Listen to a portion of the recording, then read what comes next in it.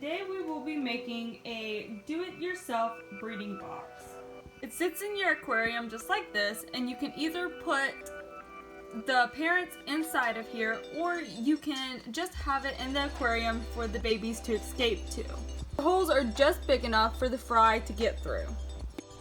To start, you're going to need these mesh sheets. You can get these from your local craft store, and they don't cost much at all.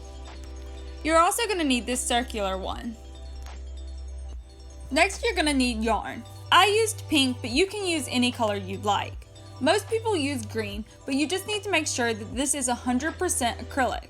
This is very important because you do not want this to dissolve in the water. You will also need these plastic needles. You don't actually have to have them, but they're going to make the project a lot easier.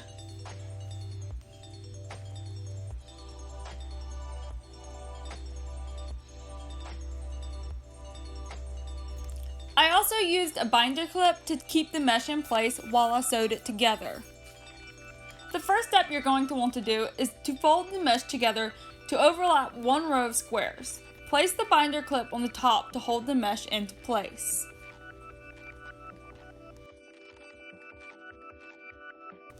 Next, add yarn to the needle as if you are going to get ready to sew. You want one end a lot shorter than the other. Start from the bottom and start sewing through each square, pulling tightly ever so often to ensure a tight line. Continue this until you reach the other side.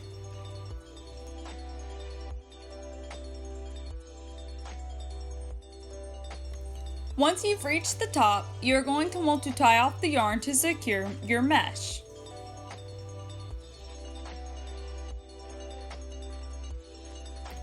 But before tying a more permanent knot, I like to go through and pull the string and make sure everything is tight.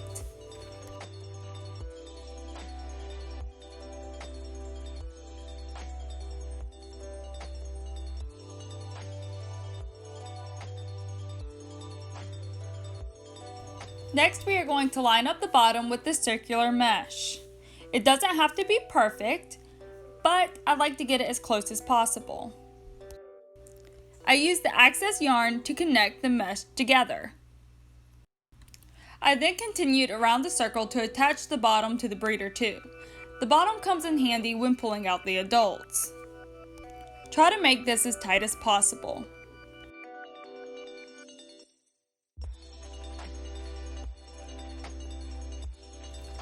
Once you're done, it should look something like this.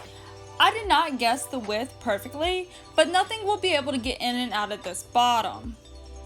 You can tell because the circle isn't all the way a circle. Next, you take the scissors and cut around the circle.